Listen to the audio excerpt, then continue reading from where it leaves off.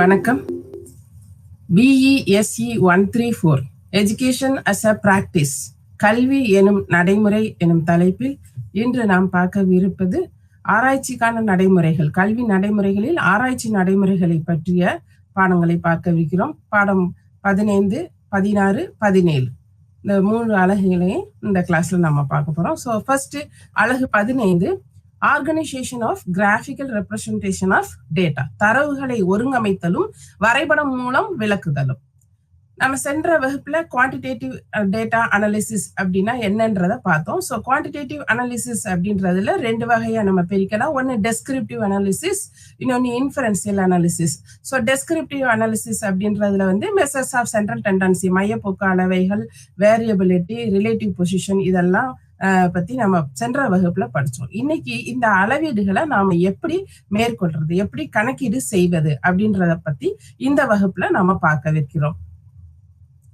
அளவு பகுப்பாய்வு, அதாவது குவான்டிடேட்டிவ் அனாலிசிஸ் அப்படின்றது மாறிகளுக்கு இடையிலான ஒப்பீடு, தொடர்பு, வேறுபடுத்துதல் இவற்றை கணக்கிடுறதுல கவனம் செலுத்துது.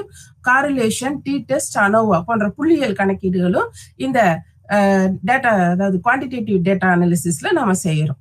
ஸோ துப்பறியும் காரணம் கண்டறியப்படியது, விவர பகுப்பாய்வு, விளக்கம் அளித்தல். ஸோ இந்த டேட்டா அனாலிசிஸ் மூலமாக நாம என்ன செய்யலாம் அப்படின்னா இன்டர்பிரிட்டேஷன் பண்ணி ஒரு ஜெனரலைசேஷனும் பண்ண முடியுது. குவான்டிடேட்டிவ் அனாலிசிஸ்ல ஃபர்ஸ்ட் ஸ்டேஜ் என்ன அப்படின்னா, ஃபர்ஸ்ட் அந்த தரவுகளை நம்ம ஸ்டடி பண்ணி கிடைச்ச அந்த டேட்டாஸை ஃபர்ஸ்ட் நம்ம என்ன செய்யணும் அப்படின்னா கிளாசிபிகேஷன் பண்றது, வகைப்படுத்துறது, அந்த அட்டவணை டேபுலேஷன் பண்றது. ஸோ இது ஃபர்ஸ்ட் ஸ்டெப். ரெண்டாவது என்னதுன்னா, டேபுலேஷன்லாம் பண்ணி நமக்கு எப்படி அனாலிசிஸ் பண்றோமோ அதுக்கு தகுந்த மாதிரி நம்ம டேபுலேஷன் பண்ணிக்கிடுவோம்.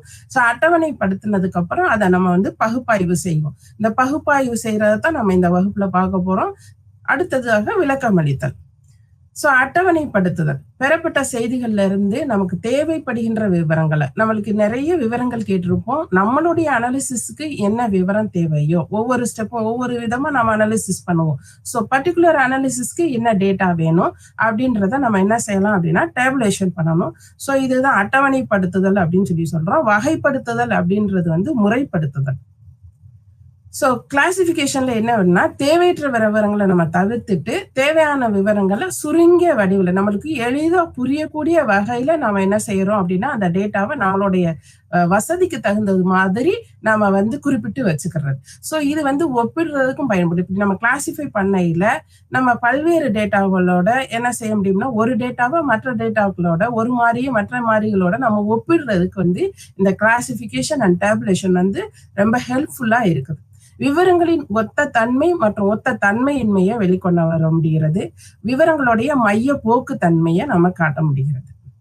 வகைப்படுத்துதல்ல வகைகள் பார்த்தோம்னா, பண்புகள், நேச்சர் அடிப்படையில நம்ம வகைப்படுத்தலாம். அதே மாதிரி பிரிவுகள், கிளாஸஸ் வகையா நம்ம கிளாஸ் இன்டர்வல் வகையா நம்ம பிரிக்கலாம். ஸோ விவரங்கள் ஒன்று அல்லது ஒன்றுக்கு மேற்பட்ட பண்புகளின் நிகழ்வு அல்லது நிகழாமைய சார்ந்திருக்கும். ஒரே ஒரு பண்பை மட்டும் அது முன்னிலைப்படுத்துது அப்படின்னா, நம்ம ஒரு பண்பை மட்டும், ஒரு நேச்சரை மட்டும் வச்சு நம்ம கிளாசிஃபை பண்ணணும் அப்படின்னா அது சாதாரண வகைப்படுத்துதல் அப்படின்னு சொல்றோம். 2 அல்லது 3 அதுக்கு மேற்பட்ட பண்புகளை வச்சு நம்ம வகைப்படுத்தணும் அப்படின்னா அதை பன்முகை வகைப்படுத்துதல் அப்படின்னு சொல்றோம். பிரிவு அடிப்படையில வகைப்படுத்தல், விவரங்களை நேரடியாக எண் அளவையில அமையுமானால் பிரிவு அடிப்படையில் வகைப்படுத்துதல் சிறந்தது. ஃபார் எக்ஸாம்பிள், ஒரு கம்பெனியில வேலை பார்க்கக்கூடிய ஊழியர்களுடைய நம்ம வகைப்படுத்துறோம் அப்படின்றோம்னா அவங்களுடைய சம்பளத்தை கொண்டு, அவங்களுடைய சம்பள அளவை கொண்டு நம்ம என்ன செய்யலாம் அப்படின்னா எத்தனை பேர் அப்படின்றத நம்ம வகைப்படுத்த முடியும். மாணவர்களுடைய உயரத்தை கொண்டு, எடையை கொண்டு மதிப்பிடலாம். அதே மாதிரி மதிப்பெண்கள் வாரியாக மாணவர்கள் நம்ம என்ன செய்ய முடியும்னா கிளாசிபிகேஷன் பண்ண முடியும். இப்போ ஒரு வகுப்புல 100 மாணவர்கள் இருக்கிறாங்க, 50 மாணவர்கள் இருக்கிறாங்கன்னா அந்த 50 மாணவர்களும் எந்தெந்த மதிப்பெண்கள் பெற்றிருக்கிறாங்க ஒரு அடைவு தேர்வுல அப்படின்றத பொறுத்து, அந்த மதிப்பெண்களை பொறுத்து நம்ம கிளாசிபிகேஷன் பண்ண முடியும். அடுத்து அட்டவணைப்படுத்துதல், வகைப்படுத்த அந்த கிளாசிபிகேஷன் பண்ணிட்டு அடுத்ததா நம்ம என்ன செய்யணும் அப்படின்னா அதை டேபிள் மெத்தடில், அதாவது அட்டவணை முறையில நம்ம என்ன செய்யலாம் அப்படின்னா பிரிச்சு எழுதிடுறது. ஸோ இது பகுப்பாய்வுல ஃபர்ஸ்ட் ஸ்டேஜ். நம்ம டேபிள் பண்ணிட்டோம்னா ஈஸியா இருக்கும் நம்மளுக்கு அனாலிசிஸ் பண்றதுக்கு. ஸோ டேபிள் அந்த பிரிவு இடைவெளி முறையில அட்டவணை தயார் செஞ்சோம் அப்படின்னா இது வந்து நம்மளுக்கு எதுக்கெல்லாம் யூஸ் ஆகுது அப்படின்னு பாத்தீங்கன்னா ரேஞ்ச் வேறுபாட்டு எல்லையை கணக்கிறதுக்கு உதவுது. பிரிவு இடைவெளி மற்றும் பிரிவுகளின் எண்ணிக்கை எத்தனை கிளாஸ் இன்டர்வல் அப்படின்றத பார்த்து நம்ம வந்து என்ன செய்யலாம் கணக்கிட முடியுது. பிரிவு இடைவெளியில் குறிக்கணும், அடுத்து வந்து குறியீட்டுல குறிக்கணும், அடுத்து வந்து நிகழ்வெண்களை பெறுறது, நிகழ்வெண்களை குறித்தல். இதெல்லாம் வந்து ஸ்டெப்ஸ். ஃபர்ஸ்ட் வந்து ஒரு பிரிவு இடைவெளியில நம்ம பண்ணணும் அப்படின்னா ஃபர்ஸ்ட் வந்து ரேஞ்சை கணக்கிடணும். ரேஞ்ச் அப்படின்றது என்னதுன்னா நம்மளுக்கு டேட்டாஸ் இருக்கு அப்படின்னா அதுல உயர்ந்த மதிப்பு எவ்வளவு, மிக குறைந்த மதிப்பு எவ்வளவு, ரெண்டுக்கும் உள்ள இடைவெளியை பார்த்து நம்ம கணக்கிட்டோம் அப்படின்னா அதுதான் வேறுபாட்டு எல்லை. இந்த வேறுபாட்டு எல்லையை வந்து நம்ம என்ன செய்யணும் அப்படின்னா எத்தனை பிரிவு இடைவெளி நம்ம எத்தனை எடுக்க போறோம் அப்படின்றத வச்சு நம்ம கணக்கிட்டு நம்ம என்ன செய்யலாம், பிரிவுகளுடைய எண்ணிக்கையை நம்ம கணக்கிட முடியும்.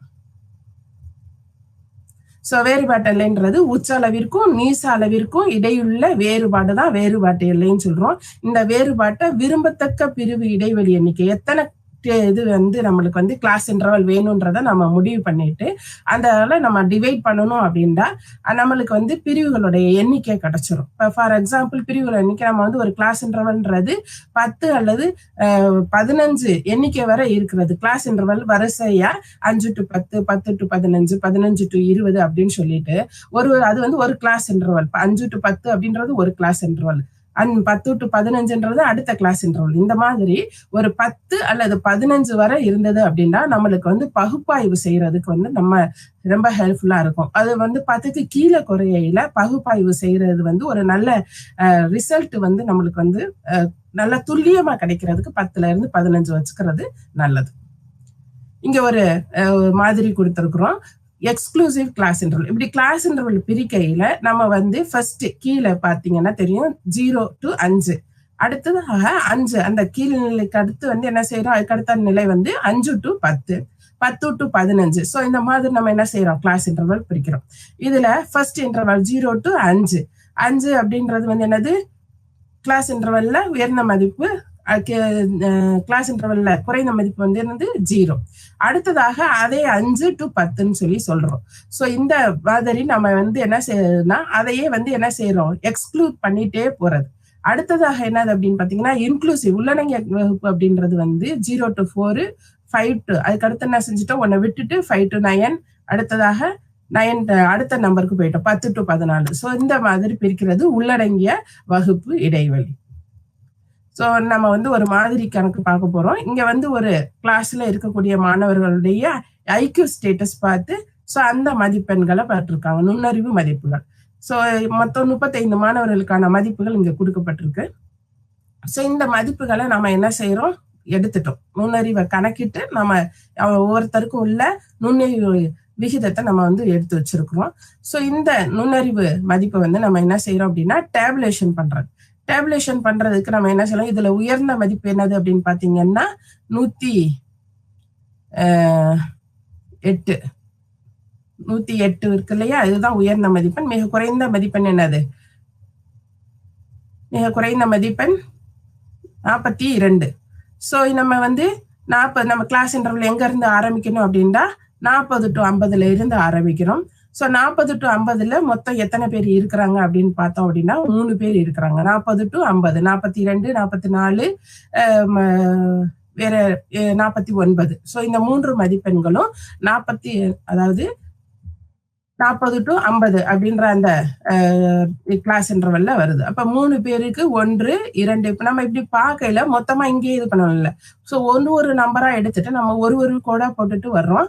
மொத்தம் 3 பேரு. சோ இந்த டேலி போட்டுட்டு இதை வந்து குறியீட்டுல குறிக்கிறோம், இதை டேலின்னு நம்ம சொல்றோம். சோ இந்த மாதிரி டேலி போடையில 50 to 60, 60 to 70, 70 to 80ல பாத்தீங்க அப்படின்னா 9 பேர் இருக்கிறாங்க. சோ 9 பேர் குறிக்கையில ஃபர்ஸ்ட் 4 பேருக்கு நம்ம 4 கோடு போட்டுடுறோம். அடுத்ததாக 5வது நபர் வரையில அதை வந்து என்ன செய்யறோம், ஒரு கிராஸ் பண்ணி நம்ம குறிச்சிடுறோம். சோ நம்ம வீட்டுல வந்து ஒரு மொத்தமா வந்து 100 ரூபாய்க்கு ஒரு சில்லறைய கொடுத்து நம்மளை கவுண்ட் பண்ண சொன்னா நம்ம என்ன செய்வோம், 1 ரூபி காயினா ஒரு 10 காயினை வந்து அடுக்கி 10 ரூபாயா பிரிச்சு வச்சு நம்ம 100 ரூபாயை ஈஸியா நம்ம கால்குலேட் பண்ணுவோம். ஏன்னா துல்லியமா நம்மளுக்கு கிடைக்கிறதுக்காக. சோ அந்த மாதிரி துல்லியமா நம்ம கணக்கிறதுக்காக தான் இந்த குறியீடுகள்ல குறிச்சு நம்ம வந்து அதுக்கப்புறம் வந்து எண்கள்ல குறிக்கிறது. ஏன்னா நம்ம கவுண்ட் பண்ணையில எந்த ஒரு மிஸ்டேக்கும் விட்டுறக்கூடாது அப்படின்றதுக்காக தான் டேலியில போட்டுட்டு நம்ம அதுக்கப்புறம் நிகழ்வெண்ணை குறிச்சோம், எண்ணில் குறிச்சோம் அப்படின்னோம்னா நம்மளுக்கு துல்லியம் கிடைக்கும், மிஸ்டேக் வராது. ஸோ இந்த மாதிரி 80 to 90 5 பேர், 90 to 100 அப்படின்றது வந்து 4 போட்டுட்டு அடுத்ததாக 5ஆவதுக்கு ஒரு கிராஸ் பண்ணிடும். அடுத்ததாக இந்த கிடைச்ச அந்த நிகழ்வெண்ணை வச்சு நம்ம என்ன செய்யலாம் அப்படின்னா ஈஸியா ரெப்ரசன்ட் பண்றதுக்கு நம்ம வரைபடங்களை யூஸ் பண்ணலாம். வரைபடங்கள் வந்து பல விதமாக இருக்குது. வரைபடத்தாள்ல வரையக்கூடிய வரைபடம், அதே மாதிரி விளக்கப்படம், வட்ட விளக்கப்படம் சொல்லிட்டு பல வகையில இருக்குது. ஸோ நிகழ்வெள்ள அட்டவணைய வரைபடமா சித்தரிக்கிறது அப்படின்றது ஸோ வரைபடத்தாள்ல வரையக்கூடிய படங்களை வச்சு நம்ம வந்து நிகழ்வெண் செவ்வக வரைபடம், நிகழ்வெண் பலகோணம், நிகழ்வெண் இழைந்த வளைகோடு, கூட்டு நிகழ்வெண் வளைகோடு, ஓகை கவ் அண்ட் வட்ட விளக்கப்படம், இந்த மாதிரி நம்ம வந்து வரைபடத்தாள்கள்ல வந்து நம்ம வரைஞ்சு விளக்கலாம். இது வந்து நிகழ்வெண் செவ்வக பட்டை வரைபடம். இது என்ன அப்படின்னா இந்த மாதிரி நம்மளுக்கு வந்து விளக்கப்படங்களுக்கு வந்து வரைபடத்தாள் இல்லாம கூட நம்மளால என்ன செய்ய முடியுது, கணக்கிட முடியுது. ஒரு வகுப்புல 8A 8B 8C இந்த மாதிரி ஒவ்வொரு கிளாஸ்லயும் உள்ள நம்பர் ஆஃப் கேர்ள்ஸ் எத்தனை பேருன்றதை கணக்கிட்டு நம்ம வந்து அதுக்கான வரைபடத்தை நம்ம இங்க கொடுத்துருக்குறோம். எப்போதுமே வரைபடத்துல வந்து எக்ஸ் ஆக்சிஸ் 2 குத்துக்கோடுகள் இருக்கும். ஒண்ணுக்கொன்று செங்குத்தா இருக்கக்கூடிய 2 கோடுகளை வச்சு நம்ம வரைபடத்தை வரைய முடியும். இதுல படுக்கை வசத்துல இருக்கக்கூடிய கோடு வந்து எக்ஸ் அப்படின்றும், குத்து வசத்துல இருக்கக்கூடிய கோடை வந்து நம்ம ஒய் அப்படின்னு எடுத்துக்கிட்டு நம்ம என்ன செய்யலாம் அப்படின்னா எக்ஸ் ஆக்சிஸ்ல கிளாஸ் எந்த கிளாஸ் அப்படின்றத குறிச்சிருக்கிறோம். 8A 8B 8C 8D 8E அப்படின்னு நம்ம குறிச்சிருக்கிறோம். ஒய் ஆக்சிஸ்ல மொத்தம் எத்தனை மாணவர்கள் எத்தனை மாணவிகள் அப்படின்றத நம்ம வந்து குறிச்சிருக்கிறோம். ஸோ இடைவெளியை நம்ம ஸ்கேல் எடுத்துக்கிறது 5 10 15 அப்படின்னு நம்ம எடுத்துட்டு நம்ம அதுக்கு தகுந்த மாதிரி இங்க குறிப்பிட்டு ஒரு செவ்வக பட்டையை நம்ம வந்து இங்க வரைய முடிகிறது. அடுத்ததாக செவ்வக பட்டையிலேயே ஒப்பீட்டு அளவு செய்யறது. 2 மாறிகளை வந்து நம்ம வந்து ஒப்பீட்டு செய்ய முடியும். ரூரல்ல எத்தனை பேரு, அர்பன் மோடல்ல எத்தனை பேரு அப்படின்றதுக்கு இங்க ஒரு கிளாஸ் வந்து எத்தனை மாணவர்கள் வந்து F2F ஃபேஸ் டு ஃபேஸ்ல எத்தனை பேர் லேர்ன் பண்றாங்க, டிஸ்டன்ஸ் எஜுகேஷன்ல எத்தனை பேர் லேர்ன் பண்ணிக்கிறாங்க, ஆன்லைன்ல எத்தனை பேர் லேர்ன் பண்றாங்க, அண்ட் பிளண்டட் மெத்தட்ல எத்தனை பேர் லேர்ன் பண்றாங்கன்றத இங்க கொடுத்துருக்காங்க எண்ணிக்கையில. இதுல வந்து ரூரல் எத்தனை, அர்பன் எத்தனை அப்படின்றத நம்ம வந்து 2 மாறிகளா எடுத்து பிரிச்சு நம்ம வந்து ஒரு பார் கிராஃப் வரைஞ்சு காமிச்சிருக்கிறோம். அடுத்ததாக லைன் கிராஃப், ஸோ இளைந்த வளைகோடு நம்ம சொல்லலாம். ஸோ இதுல வந்து என்ன அப்படின்னு பாத்தீங்கன்னா ஒவ்வொரு நாளும் ஏற்பட்ட மாணவர்கள் வந்து எத்தனை மாணவர்கள் வந்து ஆப்சன்டீஸ் ஆயிருக்கிறோம் கிளாஸ்ல அப்படின்றத நம்ம வந்து ஒரு கிராஃப்ல கொடுத்துருக்குறோம். அடுத்ததாக வட்ட விளக்கப்படம். வட்ட விளக்கப்படம் வரைகிறதுக்கு நம்மளுக்கு கிராஃப் ஷீட் தேவையில்லை. நம்மளுக்கு வந்து வரைகிறதுக்கு ஒரு ப்ரொட்ராக்டரோ அந்த காம்பஸ் இருந்துச்சு அப்படின்னா நம்மளுக்கு வந்து ஒரு துல்லியமா வந்து ஒரு வட்டத்தை நம்ம வரைய முடியும். வட்ட துண்ட விளக்கப்படத்தை நம்ம கொடுக்க முடியும். வட்ட விளக்கப்படம் அப்படின்றது வந்து வட்ட துண்டுகள், ஒரு வட்ட துண்டுன்றது ஒரு பைய. ஸோ அந்த பையை வச்சு நம்ம என்ன செய்ய முடியும் அப்படின்னா ஒரு சார்ட் வரைய முடியும். வட்ட துண்டுகளின் மூலமாக புள்ளியியல் விவரங்களை குறிக்கிறது. இங்க வந்து ஒரு எடுத்துக்காட்டு கணக்கு கொடுத்துருக்குறோம். 180 மாணவர்கள் வந்து உயர்நிலை தேர்வை எழுதுறாங்க. இதுல 25 மாணவர்கள் தேர்வு பெறவில்லை, 35 மாணவர்கள் முதல் நிலையிலும், 65 மாணவர்கள் வந்து செகண்ட் கிளாஸ் அண்ட் 55 வந்து தேர்ட் கிளாஸ்ல தேர்ச்சி பெற்றிருக்கிறாங்க. ஸோ இந்த விவரத்தை நாம வந்து ஒரு வட்ட விளக்கப்படமா எப்படி மாத்துறது, எப்படி வந்து வட்ட விளக்கப்படத்துல குறிக்கிறது. இதுக்கு ஃபர்ஸ்ட் வந்து நம்ம என்ன செய்யணும் அப்படின்னா இதுல வந்து நம்மளுக்கு கொடுத்துருக்கிறது மொத்தம் வந்து 4 கிளாஸ்ல நம்ம குறிக்கணும். First class, second class, third class and fail. So இது எல்லாத்தையுமே நம்ம குறிக்கணும். இதுக்கு குறிக்கிறதுக்கு ஃபர்ஸ்ட் வந்து நம்மளுக்கு எத்தனை பேர் இருக்கிறாங்க, முதல் நிலையில எத்தனை பேர் இருக்கிறாங்க, 35 மாணவர்கள் வந்து ஃபர்ஸ்ட் கிளாஸ்ல தேர்ச்சி பெற்றிருக்கிறாங்க. ஸோ இந்த 35 மாணவர்கள்ல வந்து எத்தனை பேர்ல 35 மாணவர்கள், 180 மாணவர்கள்ல 35 பேர். அப்ப 360, ஒரு வட்டத்துல தாங்கக்கூடிய கோணம் எவ்வளவு, நம்மளுக்கு 360 டிகிரி நம்மளுக்கு தெரியும். ஸோ 360 டிகிரிஸ்க்கு வந்து எவ்வளவு அப்படின்னு நம்ம வந்து கணக்கிட்டு செஞ்சோம்னா 70 டிகிரி வருது. 35/180 into 360 போட்டோம் அப்படின்னோம்னா 70 டிகிரி வரும். ஸோ அடுத்ததாக செகண்ட் கிளாஸ்க்கும் இதே மாதிரி கணக்கிட்டு third class and failure students. So இவங்க எல்லாருக்குமே என்ன செஞ்சிட்டோம் அப்படின்னா தனித்தனியாக ஒரு வட்டத்துல இவங்களுடைய கோணம் எவ்வளவுன்றத கணக்கிட்டோம். ஸோ இந்த கணக்கிட்ட இப்போ 4 அளவீடுகள் குறிச்சிருக்கிறோம் இல்லையா, 70 180 130 110 50. இது எல்லாத்தையும் நம்ம கூட்டணும் அப்படின்னோம்னா 360 டிகிரி வரும். ஸோ ஒரு வட்டத்தோடைய முழு இதையும் நிரப்பிடும். ஸோ இந்த டிகிரியை வச்சு நம்ம வந்து அடுத்ததாக வட்ட விளக்கப்படம் வரைகிறோம். இதுல வந்து ஃபர்ஸ்ட் வந்து நம்ம என்ன செய்யணும் அப்படின்னா ப்ரொட்ராக்டர் வச்சுட்டு நம்ம என்ன செய்யலாம், ஃபர்ஸ்ட் ஒரு பாயிண்ட வச்சுட்டு அதுல இருந்து 70 டிகிரி எடுத்து நம்ம ஃபர்ஸ்ட் கிளாஸ் வச்சிருக்கணும். ஸோ சென்டர்ல இருந்து ஒரு 0வை ஃபர்ஸ்ட் ப்ரொட்ராக்டர்ல குறிச்சிட்டு பாகைமானியில குறிச்சிட்டு நம்ம 70 டிகிரி எடுத்து ஃபர்ஸ்ட் கிளாஸ், அதுக்கப்புறம் திருப்பி அங்க 0 வச்சு அடுத்ததாக 130 டிகிரி எடுத்து செகண்ட் கிளாஸ். ஸோ ப்ரொட்ராக்டரை நம்ம அந்த 0வை அடுத்த ஸ்டேஜுக்கு கொண்டு வந்து ஃபுல்லா நம்ம வந்து என்ன செஞ்சிடலாம், போட்டுடலாம். ஸோ இந்த படம் வந்து நம்மளுக்கு பார்க்கையிலேயே நம்மளுக்கு ஃபர்ஸ்ட் கிளாஸ்ல யார் வந்து எந்த கிளாஸ்ல வந்து எந்த கிளாஸ் ஸ்டூடெண்ட்ஸ் வந்து அதிகமாக இருக்கிறாங்க அப்படின்றத நம்ம படத்தை பார்த்தோன்னே செகண்ட் கிளாஸ்ல வந்து மாணவர்கள் வந்து அதிக மாணவர்கள் இருக்கிறாங்க, அதிக எண்ணிக்கையிலான மாணவர்கள் இருக்கிறாங்கன்றத நம்ம விளக்க முடியும். ஸோ படத்தை பார்த்தே விளக்குறதுக்கு வந்து இந்த விளக்கப்படங்கள் வந்து உதவியாக இருக்கிறது. அடுத்ததாக கிராஃப்ல நம்ம வந்து டெஸ்கார்ட்ஸ் அப்படின்றவர் கண்டறிஞ்சாரு. நம்ம ஆல்ரெடி சொன்னது மாதிரி எக்ஸ் ஆக்சிஸ் ஒய் ஆக்சிஸ் வச்சுட்டு எக்ஸ் ஆக்சிஸும் ஒய் ஆக்சிஸும் எந்த இடத்துல வெட்டுதோ 2 கோடுகளும் வெட்டக்கூடிய புள்ளியை வந்து நம்ம ஆதி புள்ளி 0ன்னு எடுத்துக்கிறோம். ஸோ இந்த கிராஃப் மூலமாக நம்ம வந்து பல்வேறு உறவுகளை நம்ம அளக்க முடியும். 2 வேரியபிள்ஸ் எடுத்துட்டு 2 வேரியபிள்ஸ்க்கு இடையிலான உறவுகளுடைய தன்மையை நம்மளால என்ன செய்ய முடியும் அப்படின்னா அறிய முடிகிறது. ஃபார் எக்ஸாம்பிள் மழை அளவு எவ்வளவு இருக்குது, வெப்பநிலை எவ்வளவு இருக்குது, இது எல்லாத்தையுமே நம்ம வந்து கிராஃப்ல வந்து கணக்கிட முடியும். இன்னைக்கு எல்லா ஸ்போர்ட்ஸ் எல்லா ஆக்டிவிட்டிஸ்லயுமே கிராஃப் இருக்கிற ரெப்ரசன்டேஷன்ல நம்மளுக்கு வந்து டேட்டாஸ் கொடுக்குறாங்க. ஸோ கிராஃப்ல நம்ம வந்து நிகழ்வெண் பலகோணம் ஃப்ரீக்வன்சி பாலிகன் எப்படி வரைகிறோம் அப்படின்னா ஃபர்ஸ்ட் வந்து கிளாஸ் இன்டர்வல் எடுத்துக்கிறோம், நிகழ்வெண் எடுத்துக்கிறோம். கிளாஸ் இன்டர்வல்ல நம்ம வந்து 30, 34, இதுக்கு நடுப்புள்ளி என்னது 30ஐயும் 34ஐயும் கூட்டணும் அப்படின்னோம்னா 64. 64ல பாதி வந்து என்ன அப்படின்னு பாத்தீங்கன்னா 32. ஸோ கீழ்நிலை அளவு மேல்நிலை அளவு, ஒரு வகுப்பு இடைவெளியோடைய கீழ்நிலை அளவையும் மேல்நிலை அளவையும் கூட்டி அதை 2ஆல வகுத்தோம் அப்படின்னோம்னா அது வந்து அந்த கிளாஸுக்கு வந்து நடுப்புள்ளியாக சென்டர் பாயிண்டா அமையும். ஸோ இந்த சென்டர் பாயிண்டை நம்ம குறிச்சுக்கிட்டோம் அப்படின்னா நிகழ்வெண் பலகோணத்தை வரைகிறது ரொம்ப எளிது. ஸோ கொடுக்கப்பட்டுள்ள நிகழ்வெண்ணுக்கு நம்ம நடுப்புள்ளிகளை ஃபர்ஸ்ட் நம்ம குறிச்சுக்கிறோம்.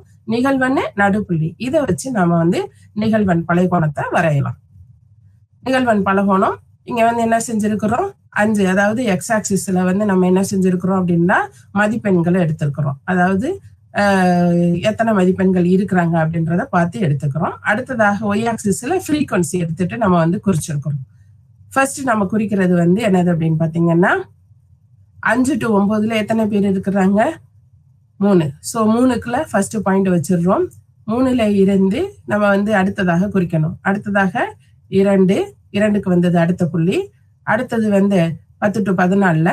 அடுத்ததாக வந்து என்ன பாத்தீங்க அப்படின்னா 15 to 19ல 3வது புள்ளி எங்க போகுது அப்படின்னா ஃப்ரீக்வன்சி 6 பேர். ஸோ 6வது புள்ளியில வச்சிடறோம். ஸோ இதை வந்து நம்ம வந்து ஒரு பாலிகன் ஸ்ட்ரக்சரா நம்ம வந்து இதை வந்து மாத்துறதுக்காக எக்ஸ் ஆக்சிஸோட அந்த புள்ளிகளை முதல் புள்ளியையும் கடைசி புள்ளியையும் நீட்டி விட்டோம் அப்படின்னோம்னா நம்மளுக்கு வந்து ஃப்ரீக்வன்சி பாலிகன் கிடைச்சிடும். அடுத்ததாக ஹிஸ்டோகிராம், அது செவ்வகப்பட்டை படம் தான் இங்க ஹிஸ்டோகிராம்னு சொல்லி சொல்றோம். ஹிஸ்டோகிராம் குறிக்கிறதுக்கு நம்ம வந்து துல்லியமா குறிக்கிறதுக்கு நம்ம வந்து கிளாஸ் இன்டர்வலை நம்ம வந்து லிமிட்ஸா பிரிச்சுக்கிறோம். அதாவது ரியல் கிளாஸ் இன்டர்வலா பிரிச்சுக்கிறோம். இங்க 5 to 9, 9 to 10. 9 to 10ல வந்து என்ன அப்படின்னு பாத்தீங்கன்னா இடையில இருக்கக்கூடிய பாயிண்ட் எல்லாம் வந்து நம்மளுக்கு விடுபடக்கூடிய வாய்ப்புகள் இருக்கு. அதனால நம்ம வந்து ரியல் கிளாஸ் இன்டர்வலா குறிக்கிறதுக்கு கீழ்நிலை புள்ளி 5 அப்படின்றத வந்து 0.5 குறைச்சுக்கிறோம். ஸோ 4.5 அப்படின்னு எடுத்துட்டு மேல்நிலை புள்ளி 9ல வந்து 0.5 கூட்டிக்கிறோம். அப்ப 4.5 to 9.5 அப்படின்னு சொல்லி நம்ம மாத்திக்கிறோம். அதே மாதிரி 10 அப்படின்றத 0.5 குறைச்சோம் அப்படின்னா 9.5 to 14.5. அடுத்து 14.5 to 19.5. ஸோ இதுல எந்த ஒரு கணக்கீடும் நம்மளுக்கு விட்டு போகாது. ஸோ ஃப்ரீக்வன்சி அப்படியே கொடுக்கப்பட்ட ஃப்ரீக்வன்சி தான். எத்தனை மாணவர்கள் நம்ம வந்து டேபுலேஷன் போட்டு டேலி போட்டு எடுத்தோம் இல்லையா, அந்த ஃப்ரீக்வன்சி தான். இதை வச்சுட்டு நம்ம வந்து எக்ஸ் ஆக்சிஸ்ல ரியல் கிளாஸ் இன்டர்வலை நம்ம வந்து குறிச்சுக்கிறோம். ஸோ அதை லிமிட்டை குறிச்சிட்டு ஒய் ஆக்சிஸ்ல ஃப்ரீக்வன்சியை வச்சு நம்ம என்ன செய்யறோம் அப்படின்னா படம் வரைகிறோம். இந்த 4.5ல இருந்து 9.5 எத்தனை மாணவர்கள் ஃபர்ஸ்ட் எடுத்துக்கிட்டோம் அப்படின்னம்னா 3. ஸோ 3க்கு நேரம் நம்ம வந்து ஒரு பாயிண்ட் வச்சுக்கிறோம். அடுத்ததாக வந்து அடுத்த பாயிண்ட் வந்து 2க்கு வந்துருது. அப்ப 3ல இருந்து அடுத்த பாயிண்ட் வந்து 9.5ல இருந்து 14.5 வந்து எங்க வருது, 2க்கு வந்துருது. ஸோ இப்படி நம்ம குறிச்சோம் அப்படின்னம்னா ஹிஸ்டோகிராம் கிடைச்சிடும். அடுத்ததாக குமுலேட்டிவ் ஃப்ரீக்வன்சி கர்வு. இது வந்து கிளாஸ் இன்டர்வல அப்பர் லிமிட்டுக்கு நம்ம வந்து போட்டிருக்கிறோம். ஸோ அப்பர் லிமிட்டை வச்சு நம்ம குமுலேட்டிவ் ஃப்ரீக்வன்சியையும் அப்பர் லிமிட்டையும் வச்சு போட்டோம் அப்படின்னோம்னா கீழே இருந்து மேலே போகும் அளவு. அதே மாதிரி மேல்நிலை இருந்து கீழே வரக்கூடிய லோயர் லிமிட்டை வச்சும் போடலாம். ஸோ மேல்நிலை கீழ்நிலை ரெண்டையும் இணைச்சோம் அப்படின்னோம்னா நம்மளுக்கு வந்து ஒரு கர்வ் கிடைக்கும். ரெண்டு மேல்நிலை கர்வும் கீழ்நிலை கர்வும் சேர்ந்து வெட்டக்கூடிய பள்ளியில தான் நம்மளுக்கு மீடியன் இடைநிலை அளவு கிடைக்கும். ஸோ இந்த இடைநிலை அளவை நம்ம இந்த கிராஃபை வச்சு செக் பண்ணிக்கிறலாம். ஸோ இது முடிய நாம வரைபடங்கள்ல எப்படி வந்து நம்ம வந்து விளக்கம் கொடுக்கறது அப்படின்றத பார்த்தோம். அடுத்ததாக கொடுக்கப்பட்டுள்ள தரவுகளை நம்ம வந்து எப்படி பகுப்பாய்வு செய்யறது, குவான்டிடேட்டிவ் டேட்டாவை நம்ம வந்து கணக்கீடு எப்படி நம்ம செய்யறதுன்றத அடுத்ததுல பாக்குறோம். புள்ளியியல் பகுப்பாய்வுக்கு வந்து நம்ம வந்து ரெண்டு விதமான, அதாவது inferential statistics and descriptive statistics ரெண்டு விதமாக பார்த்தோம். ஸோ இந்த விளக்கமான முறை டெஸ்கிரிப்டிவ்ல வந்து சராசரி, இடைநிலை, முகடு, சராசரி, வரம்பெல்லை இதெல்லாத்தையுமே நம்ம கணக்கீடு செய்ய போகிறோம். ஸோ ஃபர்ஸ்ட் நம்ம வந்து என்ன அப்படின்னு பாத்தீங்கன்னா மையப்போக்கு அளவைகள், மெஷர்ஸ் ஆஃப் டிஸ்பர்சன். இது என்ன அப்படின்னு பாத்தீங்கன்னா விவரங்களை திரட்டி வகைப்படுத்திய பின்ன நம்ம டேபுலேஷன் பண்ணினதுக்கு அப்புறம் நம்ம பகுப்பாய்வு செய்யறதுன்றது அடுத்த நிலை. ஸோ வகைப்படுத்தப்பட்ட விவரங்களை பிரதிபலிக்கும் ஒரு அளவாக ஒரு எண்ணை நம்ம கண்டறியணும் அப்படின்னா அந்த எண்ணை கொண்டு நம்ம என்ன செய்யலாம், பல புதிய செய்திகளை நம்ம கணிக்க முடியும். ஸோ ஃபர்ஸ்ட் ஒன்ன கால்குலேட் பண்ணிட்டு அதுல இருந்து ஃபர்தரா நம்ம என்ன செய்ய முடியும் அப்படின்னு பாத்தீங்கன்னா ப்ரொசீட் பண்ணி போக போக நம்ம வந்து ஒரு பெரிய ஒரு லார்ஜர் சாம்பிள்ஸை நம்ம வந்து ஒரு ஸ்மாலர் யூனிட்டா நம்ம வந்து பிரிச்சு நம்ம என்ன செய்ய முடியுது அப்படின்னு பாத்தீங்கன்னா லார்ஜ் அளவுல இருக்கக்கூடிய டேட்டாவை ஸ்மால் யூனிட்டா நம்ம வந்து பிரிச்சு பகுப்பாய்வு செய்ய முடிகிறது.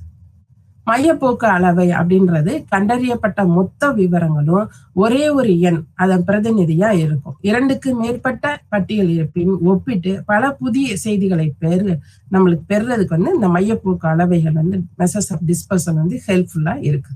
மையப்போக்கு அளவைகள்ல நாம கணக்கீடு செய்வது என்னென்ன அப்படின்னா மீனு, மீடியன் அண்ட் மோடு, கூட்டு சராசரி, இடைநிலை, முகடு.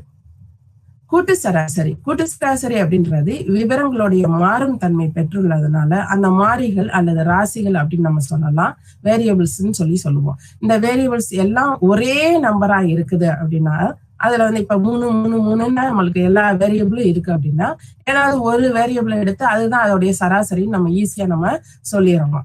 சோ மாறிகள் வந்து வேறு மாறி இருக்கிறதுனால, ஃபார் எக்ஸாம்பிள் நம்ம வந்து ஒரு வகுப்புல வந்து மாணவர்களுடைய மதிப்பெண் எவ்வளவு, எல்லா மாணவர்களும் ஒரே மதிப்பெண் எடுக்க போறது இல்லை, பல்விதமா மதிப்பெண் எடுத்திருப்போம். அப்ப அந்த மாதிரிகள் அந்த எல்லா நம்பரையும் வந்து நம்ம என்ன செய்யணும்னா அசெண்டிங் ஆர்டர்லயோ டிசெண்டிங் ஆர்டர்லயோ வந்து எடுத்து வச்சுட்டு நம்ம என்ன செய்யணும் அப்படின்னா அதை வந்து சமப்படுத்தி சராசரியை நம்ம கணக்கீடு செய்ய முடியும்.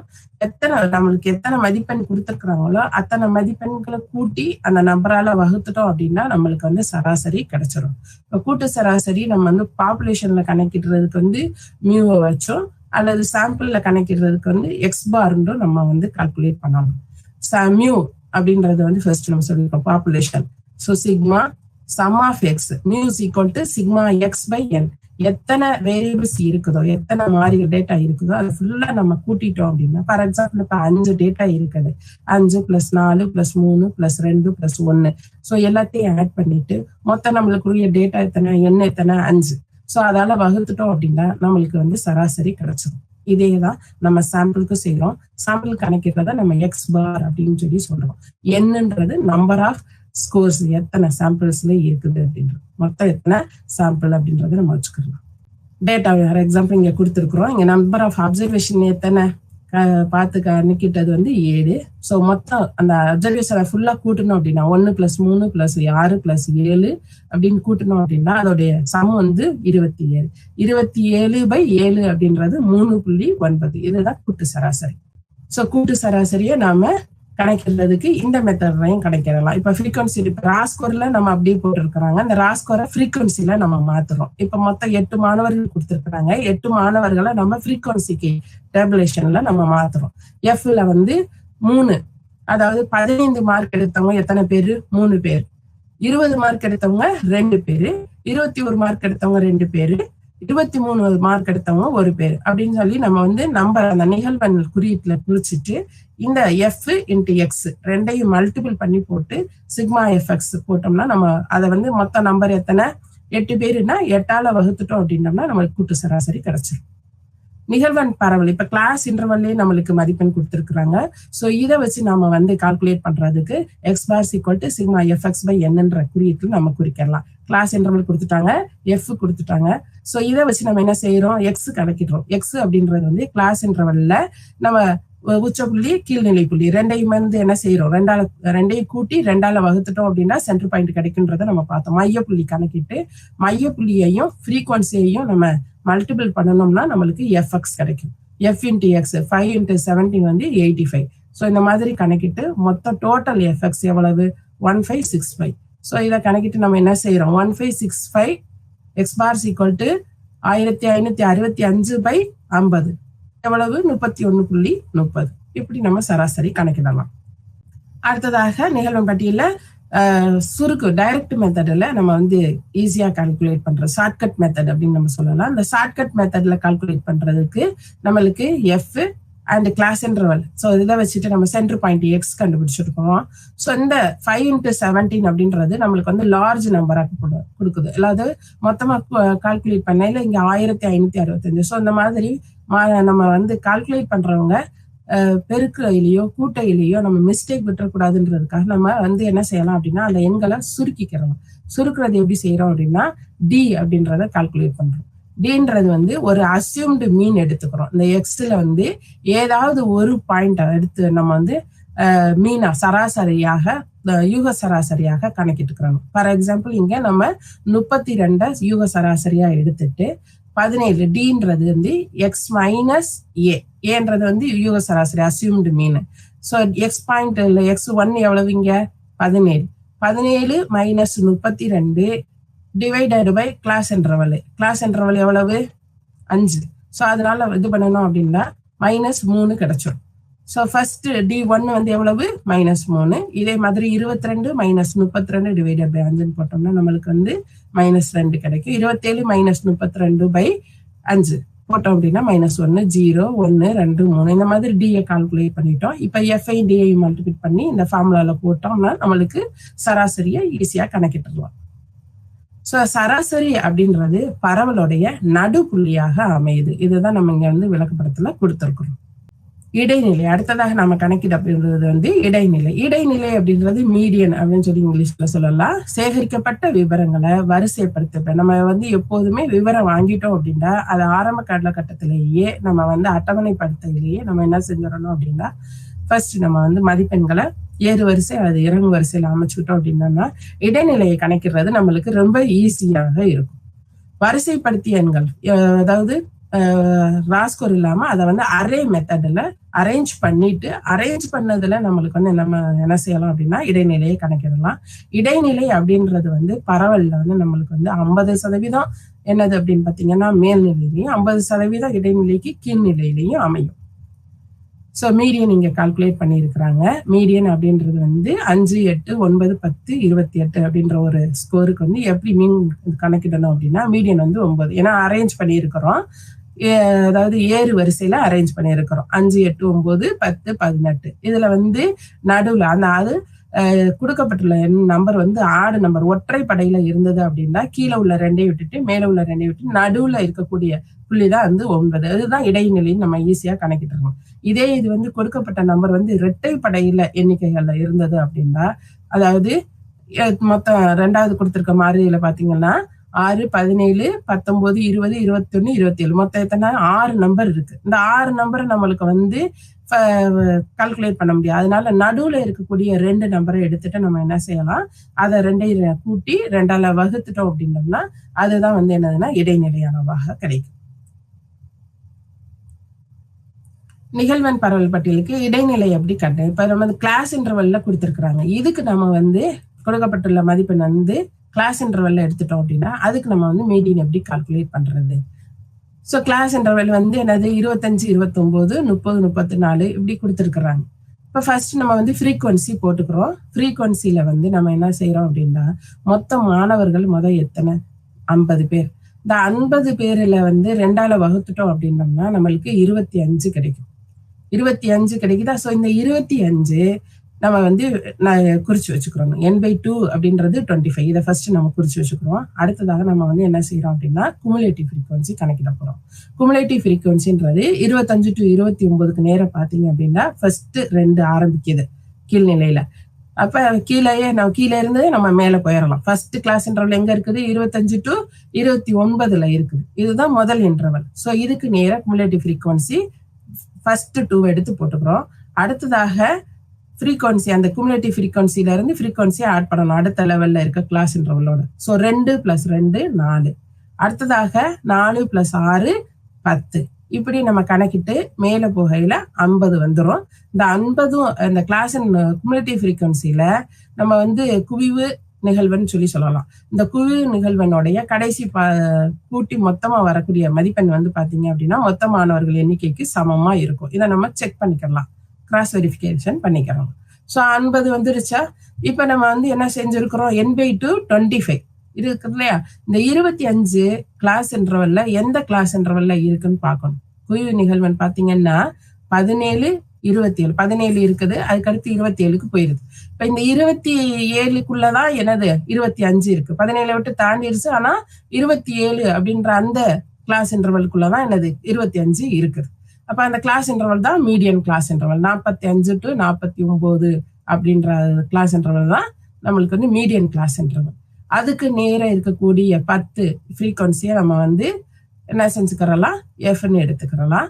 அது முன்னாடி இருக்கக்கூடிய, அதாவது குமுலேட்டிவ் ஃப்ரீக்வன்சில முன்னாடி இருக்கக்கூடிய, அதாவது இடைநிலை கிளாஸுக்கு முந்தைய ப்ரிசீடிங் கிளாஸோடைய குமுலேட்டிவ் ஃப்ரீக்வன்சியை நம்ம குறுக்கிட்டுக்கிறோம். CFBன்னு குறிச்சிருக்கிறோம். ஸோ இதை வச்சு மீடியனுக்குரிய formula L + n/2 - CFB/F × CI. CIன்றது கிளாஸ் இன்டர்வல், L அப்படின்றது வந்து lower limit of the median class. Median கிளாஸ்ல வந்து எந்த இது அளவு வந்து கீழ்நிலை அளவா இருக்குன்றத குறிச்சுக்கிறோம். Nன்றது number of students, number of frequency, total numbers எடுத்துக்கிறலாம். Σf தான் N.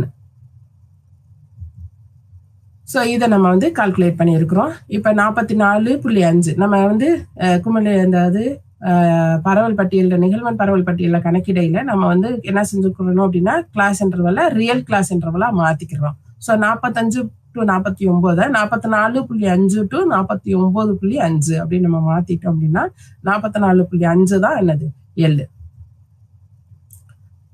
n/2 25, CFB குறிச்சிடும் இல்லையா? குமுலேட்டிவ் ஃப்ரீக்வன்சி கிளாஸ் 17, கீழே வந்து 10. அதாவது மீடியம் கிளாஸ்ல இருக்கக்கூடிய ஃப்ரீக்வன்சி தான் நம்ம வந்து கீழே போட்டுருக்கோம் எஃப்ல.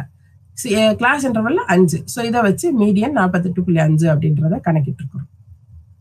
முகடு அப்படின்றது வந்து விவரங்களுடைய எந்த மாறி வந்து அதிகமான அளவு நிகழ்ந்துள்ளதோ அதைத்தான் முகடுன்னு சொல்லி சொல்றோம். இங்க கொடுத்திருக்கக்கூடிய விவரத்துல பாத்தீங்க அப்படின்னா 18 அப்படின்றது வந்து திரும்ப 3 முறை வந்திருக்கிறதுனால அதுதான் இந்த கொடுக்கப்பட்ட விவரத்துக்குடைய முகடுன்னு நம்ம கணக்கிடலாம். முகடை கணக்கிடுறதுக்கு இன்னொரு ஃபார்முலா என்னது அப்படின்னா 3 மீடியன் - 2 மீன் அப்படின்ற கால்குலேஷன்லயும் நம்ம கால்குலேட் பண்ணலாம். முகடை கணக்கிடுறதுக்கு இந்த மாதிரி, அதாவது கிளாஸ் இன்டர்வல்ல நம்மளுக்கு விவரம் கொடுத்துருக்குறாங்க அப்படின்னா இதை வந்து நம்ம இந்த ஃபார்முலால போட்டு நம்ம கால்குலேட் பண்ணலாம். இங்க மோடுலையும் அதே மாதிரி எந்த நம்பர் வந்து அதிகமா ஃப்ரீக்வன்சில ஹை ஃப்ரீக்வன்சி எங்க இருக்குது 10. ஸோ அதுதான் F1. ஸோ அதுக்கு முந்தைய கிளாஸ் F0.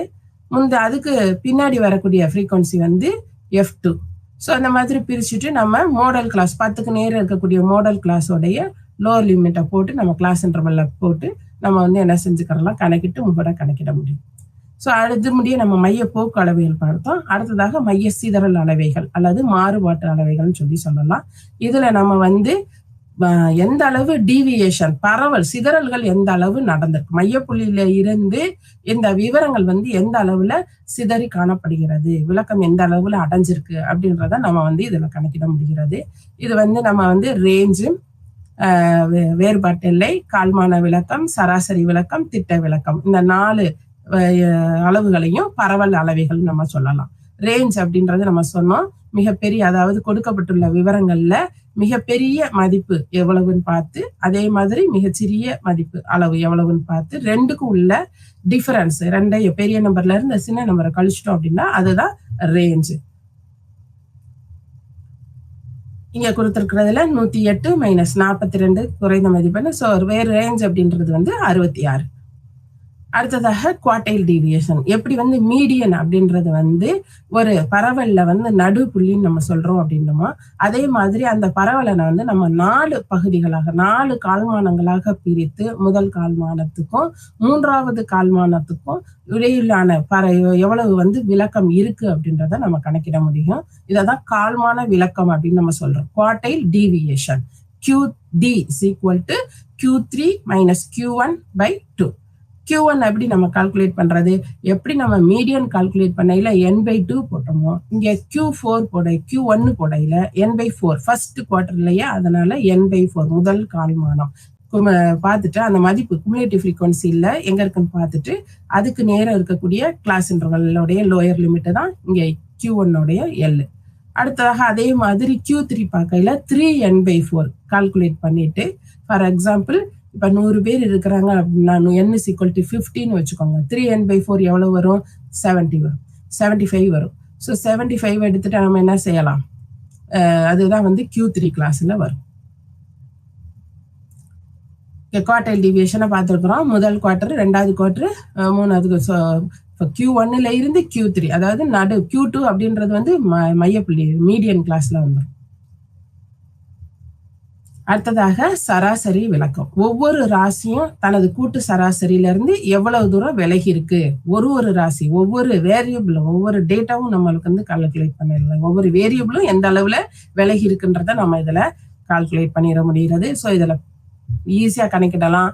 ஒப்பிட்டு பார்க்கறதுக்கு மிக சிறந்த அளவையா இருக்குது, ப்ரிசைஸ்டா இருக்குது. நல்ல நம்ம வந்து டிஃபைன் பண்ணி ஒரு துல்லியமான ஒரு அளவீட்டு முறையா நம்ம சராசரி விளக்கத்தை சொல்லலாம். சராசரி விளக்கம் அப்படின்றது ஆவரேஜ் டீவியேஷன் அல்லது மீன் டீவியேஷன் நம்ம சொல்றோம். நம்ம ஏற்கனவே எடுத்துக்கொண்ட ஒரு மாதிரி எக்ஸாம்பிள்லயே நம்ம இங்கே எடுத்திருக்கிறோம். கிளாஸ் இன்டர்வல் 15, 19 அப்படின்றத எடுத்திருக்கிறோம். ஸோ F எடுத்துட்டோம். X அப்படின்றது மையப்புள்ளி அப்படின்றது நம்மளுக்கு ஆல்ரெடி தெரியும். ஸோ F-ஐயும் X-ஐயும் மல்டிபிள் பண்ணி இங்க போட்டிருக்கிறோம். அடுத்ததாக D கால்குலேட் பண்றோம். D அப்படின்றது X மைனஸ் X பார். நம்ம வந்து ஆல்ரெடி நம்ம சராசரி கணக்கிட்டு இருக்கோம் இல்லையா? X பார் எவ்வளவு? 31.30. ஸோ இங்க வந்து நம்ம D கால்குலேட் பண்றதுக்கு X 17 மைனஸ் 31.30 போட்டோம் அப்படின்னம்னா, போட்டுட்டு இதை மாடுலஸ்ல போட்டோம்.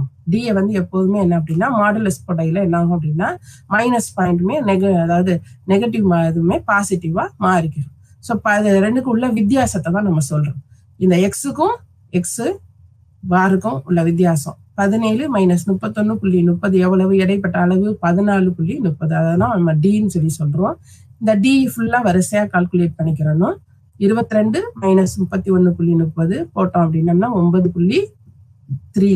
ஸோ இந்த மாதிரி கலக்கிட்டு எஃப்ஐயும் டிஐயும் மல்டிபிள் பண்ணி அந்த சிக்மா எஃப்டி கால்குலேட் பண்ணிக்கிறோம்.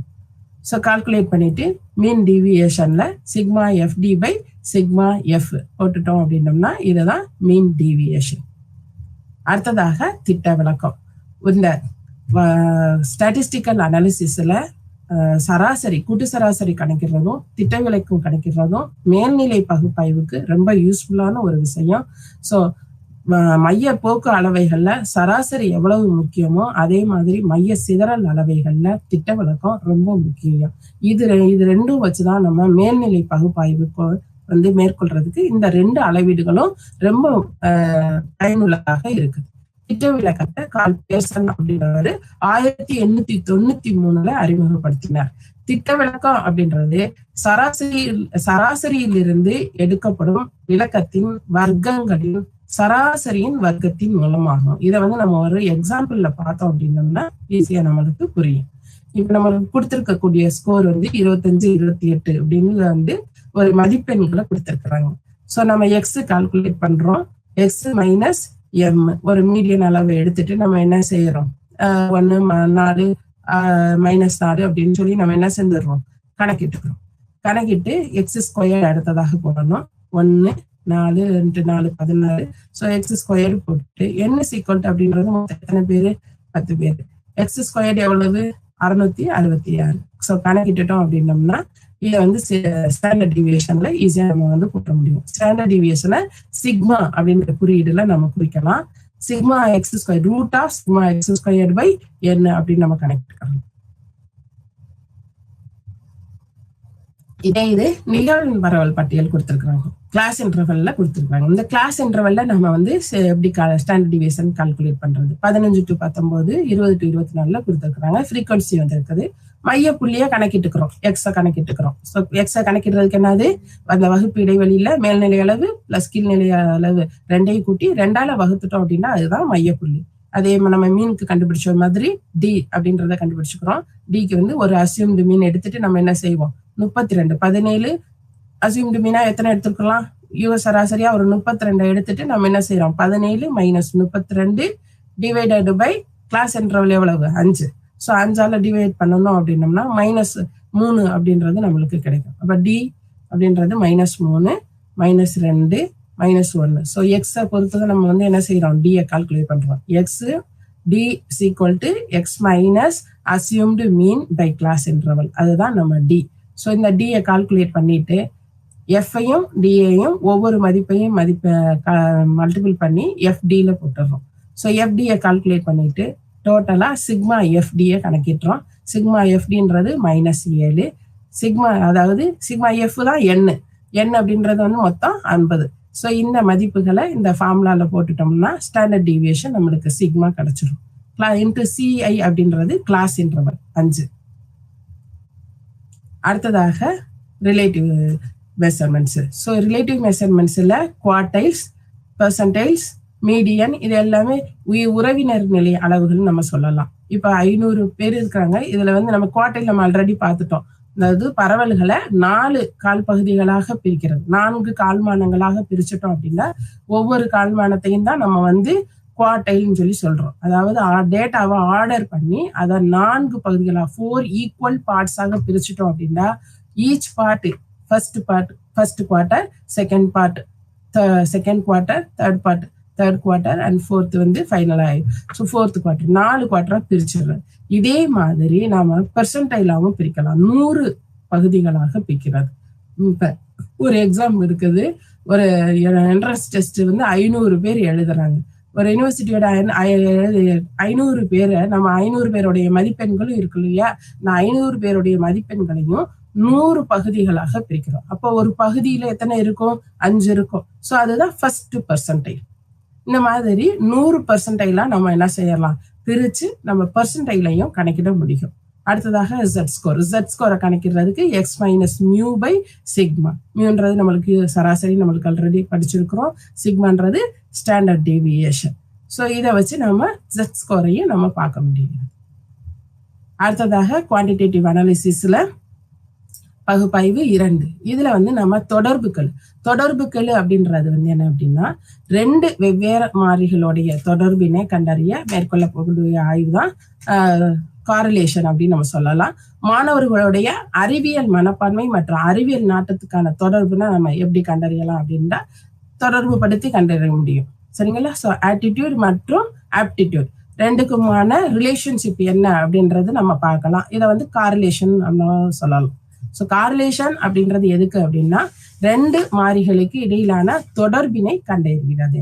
இதோடைய வகை பார்த்தோம் அப்படின்னா நேர்மறை positive correlation, negative correlation and zero correlation அப்படின்னு சொல்லி 3 வகையாக இருக்குது. பாசிட்டிவ் காரிலேஷன் அப்படின்றது ஒரு மாறி உயரையில இன்னொரு மாறியுடைய மதிப்பும் என்ன செஞ்ச உயர்ந்து கொண்டே போச்சு அப்படின்னா அது வந்து பாசிட்டிவ் காரிலேஷன் நம்ம சொல்லலாம். அதே மாதிரி ஜீரோ காரிலேஷன் ஒரு மறு மாறிக்குமான தொடர்பு வந்து ஒண்ணுமே இல்லை, அதாவது ரெண்டுமே வந்து ஈக்குவலா இருக்கு, ஒன்னும் மாற்றம் ஏற்படலை அப்படின்னா அது வந்து ஜீரோ காரிலேஷன் சொல்லலாம். நெகட்டிவ் காரிலேஷன்ல ஒரு மதிப்பு உயர்ந்துகிட்டே போகையில இன்னொரு மதிப்பு குறைஞ்சிச்சு அப்படின்னா, ஃபார் எக்ஸாம்பிள் நம்மளுக்கு ஸ்பீடை கூட்டையில நம்மளுக்கு கிலோமீட்டரு கம்மியாகும். ஸோ அந்த மாதிரி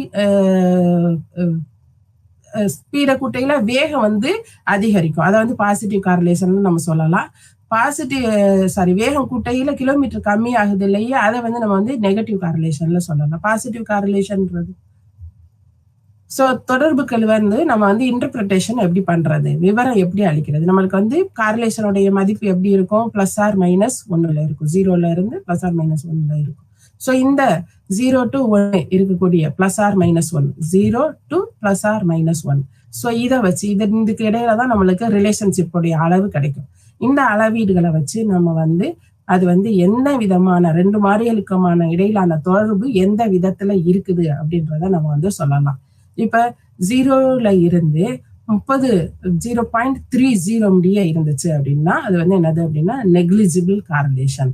அடுத்ததாக 0.30ல இருந்து 50 முடிய இருந்தது அப்படின்னா அதை வந்து லோ பாசிட்டிவ் காரிலேஷன். இப்ப நெகட்டிவ்ல இருந்ததுன்னா லோ நெகட்டிவ் காரிலேஷன். ஆனா மொத்தம் என்ன அப்படின்னா லோ காரிலேஷன் நம்ம வந்து சொல்லலாம். குறைந்த அளவிலான தொடர்பினை கொண்டிருக்கு. அடுத்ததாக போதுமான தொடர்பினை கொண்டிருக்கு, மாடரேட் காரிலேஷன். அது பாசிட்டிவா நெகட்டிவா அப்படின்றத பார்த்துட்டு போதுமான நேர்மறை தொடர்பு, போதுமான எதிர்மறை தொடர்பு கொண்டிருக்கு ரெண்டு மாறிகளும் அப்படின்னு சொல்லி நம்ம வந்து இன்டர்பிரிட்டேஷன் பண்ணலாம். தொடர்புகள் அப்படின்றது வந்து ரெண்டு மாறிகளை தனித்த தரவுகளுக்கான தொடர்புகளை தரவரிசை தொடர்புகள், அதாவது ரேங்க் ஆர்டர் காரிலேஷன், ஸ்பியர்மேன் அப்படின்றது பார்த்தோம். அடுத்து வந்து பியர்சனுடைய ப்ராடக்ட் மொமெண்ட் காரிலேஷன். ஸோ ரெண்டு வகையில நாம வந்து கணக்கிட முடியும். ஸ்பியர்மேன் உடைய காரிலேஷனை கணக்கிடுறதுக்கு வந்து நம்ம இங்க ஒரு செட்டு கொடுத்துருக்குறோம். இங்க ஒரு வகுப்புல வந்து ஒரு பாடத்துல ஏத்த ரேங்க் வந்து அறிவியல் பாடம்னு வச்சுக்கலாம். ரேங்க் செட் A வந்து அறிவியல் பாடம், அதே மாதிரி ரேங்க் செட் B வந்து கணக்கு. ரெண்டுக்கும் உள்ள மதிப்பெண்களை பொறுத்து அவங்களுக்கு ரேங்க் கொடுத்துருக்குறாங்க டீச்சர்.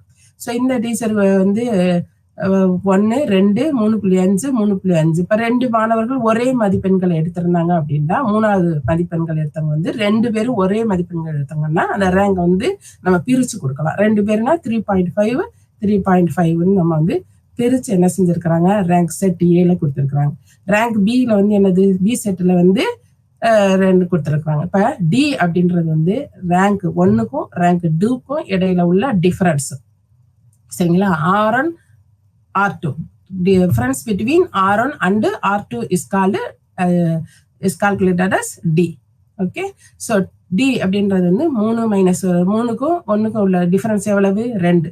ஸோ D கால்குலேட் பண்ணிடுறோம் இப்படி ஒவ்வொருத்தருக்கும். அடுத்ததாக D ஸ்கொயர்டு கால்குலேட் பண்றோம். இப்ப D ஸ்கொயர்டு மொத்தமா கால்குலேட் பண்ணிட்டு சிக்மா D ஸ்கொயர்டு போட்டுரும். சிக்மா D ஸ்கொயர்டு கால்குலேட் பண்ணிட்டோம் அப்படின்னோம்னா இது வந்து என்னது அப்படின்னா ஸ்பியர்மேனோடைய ரேங்க் ஆர்டர் காரிலேஷனுக்கு யூஸ்ஃபுல்லா இருக்கும். ஸோ ரேங்கை வச்சு நம்ம என்ன செய்யறோம், காரிலேஷன் பார்க்குறோம். ஸோ இதை வந்து ஸ்பியர்மேனோடைய R அப்படின்னு நம்ம சொல்லலாம், அல்லது ரோ அப்படின்னு நம்ம வந்து சொல்லலாம். So 1 - 6 sigma D squared divided by n × n squared -1. n அப்படின்றது வந்து மொத்த மாணவர்கள் எத்தனை பேர், 6 பேர். ஸோ 6 மாணவர்களை நம்ம எடுத்திருக்கிறோம். ஸோ இதை இங்க வந்து அப்ளை பண்ணி நம்ம ரேங்க் ஆர்டர் பார்த்துருக்கோம். 0.6ல இருக்கு. ஸோ இந்த 0.6 தான் என்னது, ரோடைய மதிப்பு, காரிலேஷனோடைய மதிப்பு. ஸோ இந்த மதிப்பை வச்சு நம்ம என்ன செய்யலாம், தொடர்புகள் வந்து எந்த அளவுல இருக்கு அப்படின்றத இன்டர்பிரட் பண்ணலாம். 0.6 இங்க எங்க இருக்குது, மாடரேட் பாசிட்டிவ் காரிலேஷன்ல இருக்குது. ஸோ போதுமான அளவு நேர்மறை தொடர்புகளை கொண்டிருக்குது அப்படின்னு நம்ம வந்து இன்டர்பிரிட்டேஷன் கொடுக்கணும். பரவல் முறையில கணக்கிடுறதுக்கு பியர்சனுடைய தொடர்புகள் Rxy = 1 - 6 சிக்மா xy.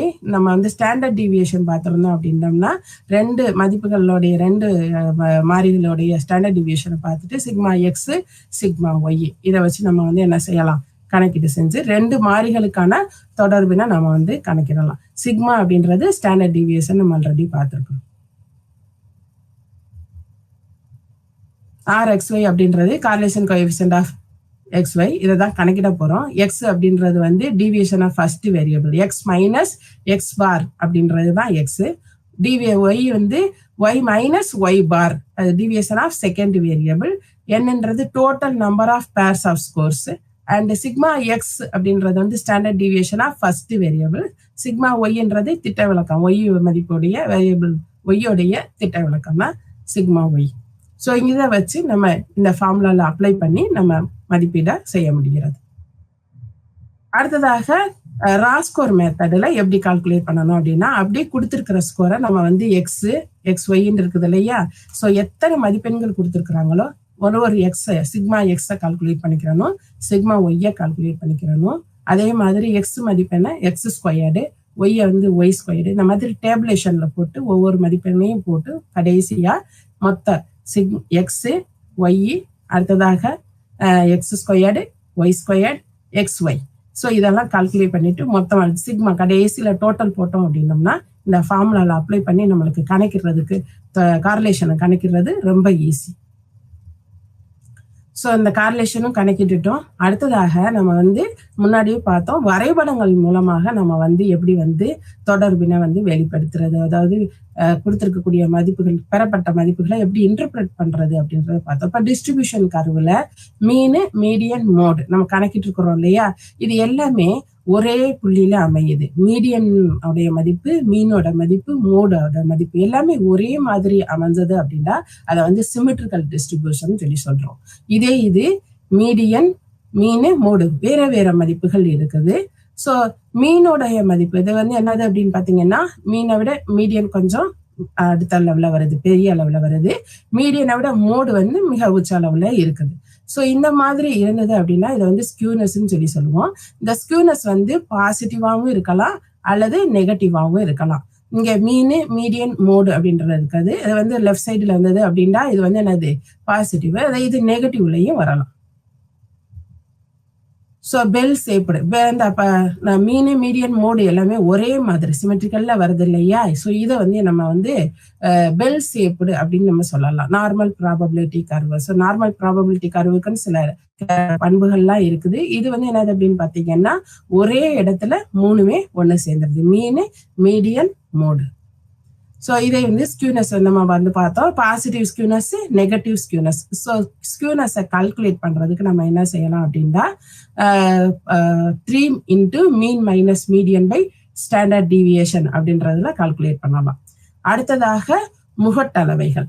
முகட்டளவை அப்படின்றது என்னது?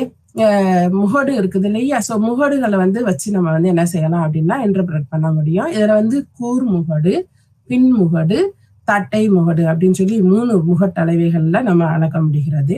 முகடு அப்படின்னு நம்மளுக்கு தெரியும், அதாவது எந்த புள்ளி வந்து உச்சத்துல இருக்கு அப்படின்றத வச்சு நம்ம சொல்லலாம். இங்க வந்து பார்த்தோம் அப்படின்னம்னா ஃபர்ஸ்ட் இருக்கக்கூடிய அந்த பச்சை கலர்ல கொடுத்துருக்குறோம் இல்லையா? இது வந்து என்னதுன்னா கூர் முகடு, அதாவது பீக்ல போய் வந்து என்ன செஞ்சிருக்கு, ஒரு பீக்கா வந்து அந்த இடத்துலயே எல்லா மதிப்பெண்ணும் என்ன செஞ்சிருக்குது, குவிஞ்சு காணப்படுது. சரிங்களா? சோ பீக்கா இருக்கிறதுனால இதை வந்து லெப்டோகிரிட்டிக் கூர் முகடுன்னு சொல்லி சொல்லலாம். அடுத்ததாக நார்மல், அதாவது மீன், மீடியன், மோடு எல்லாமே ஒரே இடத்துல இருக்கும் மிசோகர்டிக் இதுல. சோ இது வந்து பின் முகடுன்னு சொல்லி சொல்லலாம். நடுவுல அதாவது எல்லாமே மீன், மீடியன், மோடு எல்லாமே ஒரே இடத்துல குவிஞ்சிருக்கிறது. நார்மல் ப்ராபபிலிட்டி கர்வா இது வந்து இருக்கும். அடுத்ததாக என்ன அப்படின்னு பாத்தீங்கன்னா பரவலா இருக்கிறது, அதுதான் பிளாட்டிகிரிட்டிக் தட்டை முகடு அப்படின்னு நம்ம சொல்லலாம். ஸோ இது முடிய நம்ம வந்து பல்வேறு அளவுகளை பார்த்தீங்க வந்து ஸ்கியூனஸ்ல பார்த்துட்டீங்க அப்படின்னா பாசிட்டிவ் ஸ்கியூனஸ்ல என்ன அப்படின்னு பாத்துங்க, மோடு இருக்குது. மோடுக்கு அப்புறம் மோடுக்கு அடுத்த லெவல்ல வந்து என்ன செஞ்சிருக்கு, அதை விட குறைச்சு மீடியன் வந்திருக்குது. மீடியனை விட குறைச்சு என்ன வந்திருக்குது, எக்ஸ்பார்ன்றது மீன். ஸோ இதை வந்து பாசிட்டிவ் ஸ்கியூனஸ்ன்னு சொல்லி சொல்றோம். அதே இது வந்து எக்ஸ்பார்ல இருந்து என்ன செய்யுது, மோடு போகுது, மோடுல இருந்து மீடியன் அதிகரிக்குது அப்படின்னா இது மீடியன்ல இருந்து மோடு அதிகரிக்குது அப்படின்னா இதை வந்து நெகட்டிவ் ஸ்கியூனஸ்ன்னு சொல்லி சொல்றோம். Smaller values. ஸோ டெய்ல் வந்து எப்படி இருக்கும், டுவர்ட்ஸ் ஸ்மாலர் வேல்யூஸா இருக்கும். மேல உள்ள படத்துல டெய்ல் வந்து எப்படி இருக்குது, டுவர்ட்ஸ் லார்ஜர் வேல்யூஸா இருக்குது. ஸோ ஒரு மதிப்பையும் நாம ஏன் கணக்கிடணும்? இப்ப மையப்போக்கு அளவைகள் பார்த்தோம். மையப்போக்கு அளவைகள்ல என்னென்ன பார்த்தோம், சராசரி, இடைநிலை, முகடு, 3ஐயும் பார்த்தோம் இல்லையா? சராசரி அப்படின்றது என்னது, எதுக்காக நம்மளுக்கு வந்து கணக்கிடுறோம்? சராசரி அப்படின்றது வந்து ஈஸியா கணக்கிட முடியும். அதே மாதிரி என்னது மேற்போக்கு அளவைகளுக்கு என்ன இருக்குது, அது வந்து ஈஸியா இருக்குது. அதாவது அடுத்து வரக்கூடிய பகுப்பாய்வுகளுக்கு மிகவும் பயனுள்ளதாக அமைகிறது. கூட்டு சராசரியை வந்து கணக்கிடுறது வந்து ரொம்ப ஈஸியா நம்ம வந்து புரிஞ்சுக்கிற முடியும். மையப்போக்கு அளவைகள், மைய சிதறல் அளவைகள் இதெல்லாம் பார்த்தோம். பரவல் அளவைகள்ல என்னென்ன பார்த்தோம், range, quartile deviation, standard deviation and mean deviation இதெல்லாம் பார்த்தோம்.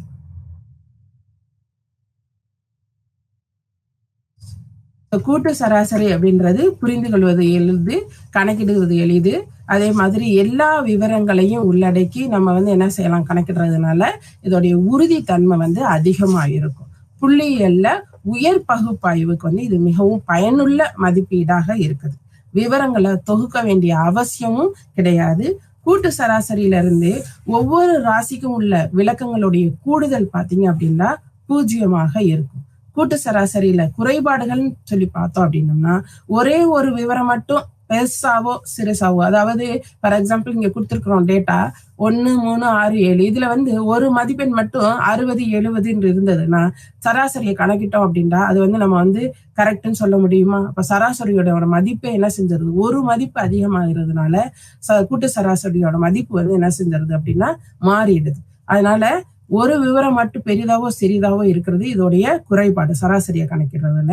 அதே மாதிரி இதை வந்து என்ன செய்ய முடியாது அப்படின்னா வரைபடங்கள் மூலமாக கணக்கிட முடியாது. அதே மாதிரி பிரிவு இடைவெளியில இப்ப கிளாஸ் இன்டர்வல் இருக்குது இல்லையா, கிளாஸ் இன்டர்வல்ல கணக்கிடுறோம். இதுல வந்து ஓப்பன் இன்டர்வல் இருந்தது அப்படின்னா இதை கணக்கிடுறது வந்து முடியாது. சரிங்களா? ஸோ ஃபார் எக்ஸாம்பிள் 50க்கு மேல 100க்கு கீழே அந்த மாதிரி கொடுத்துருந்தாங்க அப்படின்னா இந்த சராசரியை கணக்கிடுறது வந்து கஷ்டமா இருக்கும். இடைநிலை அளவு அப்படின்றது வந்து நம்ம பார்த்தோம்.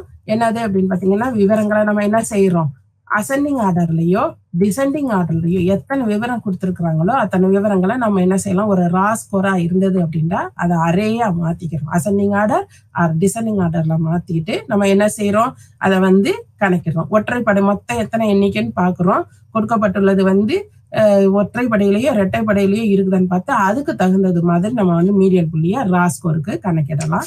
அதே இது கிளாஸ் இன்டர்வல்ல கொடுத்துருந்தாங்கன்னா நம்ம வந்து மீடியன் கிளாஸ் குமுலேட்டிவ் ஃப்ரீக்வன்சி கண்டுபிடிச்சு குமுலேட்டிவ் ஃப்ரீக்வன்சில இருந்து நம்ம என்ன செய்யறோம், மீடியன் கிளாஸ் கண்டுபிடிக்கிறோம், இடைநிலை அளவு கண்டுபிடிக்கிறோம். ஸோ இந்த இடைநிலை அளவு வந்து நம்மளுக்கு அதோடைய பண்பு எப்படி இருக்கும் அப்படின்னு பாத்தீங்கன்னா, சராசரி மாதிரி இதையும் வந்து கால்குலேட் பண்றது ரொம்ப ஈஸியா அண்டர்ஸ்டாண்ட் பண்ணிக்கிற முடியுது. இடைநிலை அளவு வந்து அந்த எக்ஸ்ட்ரீம்ல இருக்கக்கூடிய பாயிண்ட்ஸ்னால நம்மளுக்கு என்ன செய்யாதுன்னா மாற்றம் அடையாது. இடைநிலை அளவுல வந்து கிளாஸ் இன்டர்வல் வந்து ஓப்பன் கிளாஸ் இன்டர்வலா இருந்தா கூட என்ன செய்யலாம், நம்ம வந்து கணக்கிடலாம். இந்த ஐக்யூ அதே மாதிரி ஸ்கில் இதெல்லாம் பகுப்பாய்வு செய்யறதுக்கு, எந்த ஒரு ஸ்கில்ல பகுப்பாய்வு செய்யறதுக்கும் இடைநிலை அளவு வந்து நம்மளுக்கு யூஸ்ஃபுல்லா இருக்கு. இடைநிலை அளவை வந்து என்ன செய்ய அப்படின்னா உயர்நிலை பகுப்பாய்வுக்கு இந்த இடைநிலையோ முகடோ நம்மளுக்கு வந்து யூஸ்ஃபுல்லா இருக்க போறது கிடையாது. ஸோ சராசரி அப்படின்றது வந்து மையப்போக்கு அளவைகள்ல ரொம்ப முக்கியமானது. ஸோ முகடு அப்படின்றது வந்து நடைமுறையில பாத்தீங்க அப்படின்னா மிக குறைந்த பயன்பாடுல தான் இருக்குது. உடனடியாக இயல் கணக்கு அல்ஜிப்ரிக் ட்ரீட்மெண்ட்டுக்கு வந்து இது உட்பட்டது. பார்த்த உடனே நம்மளுக்கு வந்து முகடை பார்த்த உடனே நம்மளுக்கு என்ன செஞ்சிட முடியும் அப்படின்னா டக்குன்னு வந்து எந்த இடத்துல உச்சப்புள்ளி இருக்கு அப்படின்றத வந்து சொல்லிட முடியும். ஸோ ஹையர் ஆர்டர் ஸ்டாட்டிஸ்டிக் வந்து முகடு வந்து பயன்படாது. பரவல் அளவைகள்ல வேறுபாட்டு எல்லை, கால்மான விளக்கம், சராசரி விளக்கம், திட்ட விளக்கம். இதுல ரொம்ப முக்கியமானது பாத்தீங்க அப்படின்னா திட்ட விளக்கம் நம்ம சொல்லணும். ஸோ சராசரி வேறுபாட்டு எல்லையை எப்படி கணக்கிட்டோம், உச்சவர்ண மதிப்பிற்கும் நீச மதிப்பிற்கும் இடையில வேறுபாடுதான் வேறுபாட்டு எல்லைன்னு பார்த்தோம். கால்மான விளக்கம்ன்றது பரவல்களை 4 ஈக்குவல் கால்மானங்களாக குவார்டர்ஸா பிரிச்சு முதல் கால்மானத்துக்கும் 3வது கால்மானத்துக்கும் உள்ள வேறுபாடுதான் கால்மான விளக்கம்னு பார்த்தோம். திட்ட விளக்கம் அப்படின்றது வந்து சிக்மா அப்படின்ற குறியீட்டுல நம்ம குறிக்கிறோம். ஸோ சிக்மா நம்ம வந்து கால்குலேட் பண்ணிட்டோம் அப்படின்றோம்னா அது அந்த சிக்மா அண்ட் எக்ஸ் பார் சராசரி மற்றும் திட்ட விளக்கம் இது ரெண்டும் தான் ரொம்ப முக்கியம். ஸோ திட்ட விளக்கம் அப்படின்றது வந்து நம்மளுக்கு மிகவும் மிகவும் முக்கியமானது. ஓகே, ஸோ திட்ட விளக்கம் வந்து நம்மளுக்கு ஈஸியா கால்குலேட் பண்ணிட முடிகிறது. அடுத்ததாக பரவல் அளவில் மிகச்சிறந்த அளவீடுன்னு நம்ம சொல்லலாம். அடுத்ததாக கணக்கிடுறதுல எல்லா ராசிகளுக்குமே இது பயன்படுத்தப்படுகிறது. ஹையர் ஆர்டர் ஸ்டாட்டிஸ்டிக்ஸ்ல இது பயன்படுத்தப்படுகிறது. ஸோ மாணவர்களே, இந்த வகுப்புல நாம வந்து எப்படி வந்து வரைபடங்களை கொண்டு புள்ளியியல் பகுப்பாய்வை நம்ம வந்து எப்படி மேற்கொள்ளலாம், அதே மாதிரி வந்து பகுப்பாய்வு எப்படி எல்லாம் செய்யலாம். ஸோ பகுப்பாய்வுல மைய போக்கு அளவைகள்னா என்னென்னு பார்த்தோம், மைய சிதறல் அளவைகள் எப்படி கணக்கிடுறதுன்னு பார்த்தோம். அடுத்ததாக ரிலேஷன்ஷிப் காரிலேஷன் எப்படி பாக்குறதுன்றத பார்த்தோம். காரிலேஷன்ல வந்து positive correlation, negative correlation, zero correlation இதை பார்த்தோம். இதை பாக்குறதுக்கு 2 வாய்ப்பாடுகளை பார்த்தோம். 2 ஃபார்முலா மூலமாக நம்ம எப்படி கணக்கிடுறதுன்றதையும் பார்த்தோம். ஸோ இதன் மூலமாக நம்ம என்ன செய்யறோம், கணக்கிட்ட அளவுகளை கொண்டும் நம்ம கிராஃப் வரைஞ்சு அந்த கிராஃப் மூலமாகவும் நம்ம என்ன செய்யலாம், புள்ளியியல் பகுப்பாய்வுக்கு நம்ம விளக்கங்களை கொடுக்க முடியும். ஸோ இது உங்களுக்கு மிகவும் பயனுள்ளதாக இருந்திருக்கும். வணக்கம்.